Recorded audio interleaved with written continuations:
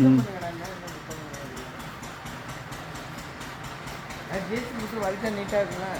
ஆ சுத்தம் பண்ணி போட்டுருங்க, சுத்தம் பண்ணி போட்டுருங்க.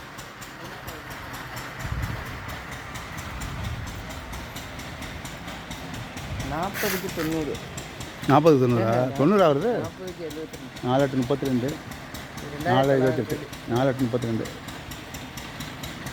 மொத்தம் எவ்வளவு? 40க்கு 70. 2900 வருதா? இது 40ஆ? 72. ஆமாம், இது 40. ம் பின்னாடி 42 ஆகலாம். ஆனால் வாஸ்துப்படி நல்லா பார்த்து லேஅவுட் மட்டும் அனுப்பி விட்ருங்க. ஆ